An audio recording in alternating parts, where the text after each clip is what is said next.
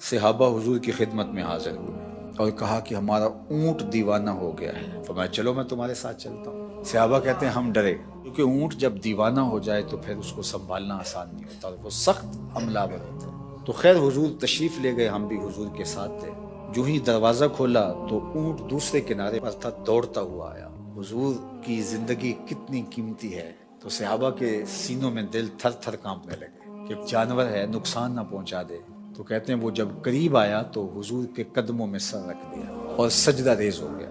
تو جب اونٹ نے حضور کے قدموں میں سجدہ ریزیاں کی تو صحابہ جو پہلے ڈر رہے تھے، اب ان کی کیفیت عقیدت اور بڑھ گئی کہ جانور ہو کے حضور سے اتنا پیار کرتا ہے، ہم تو سینے میں دل رکھ دیں۔ تو انہوں نے ایک جملہ کہا، حضور ہمارا جی بھی چاہتا ہے کہ ہم بھی آپ کو سجدہ کریں۔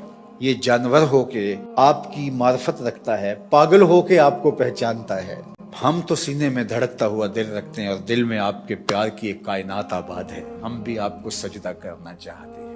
تو آقا کریم نے فرمایا اگر میری شریعت میں سجدہ جائز ہوتا تو میں بیوی کو حکم دیتا کہ شوہر کو سجدہ کرے، لیکن کسی کے لیے سجدہ روا نہیں رکھا گیا۔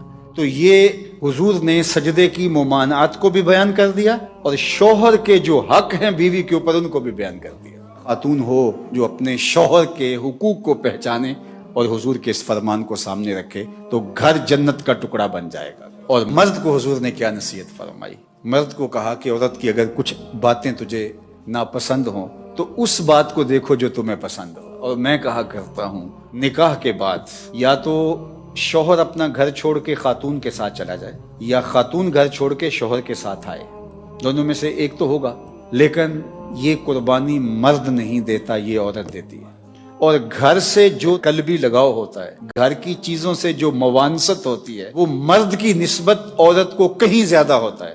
گھر اس کے لیے ایک عقیدت گاہ ہوتا ہے، لیکن اس بسے ہوئے گھر کو، آسودہ گھر کو کون چھوڑتی ہے؟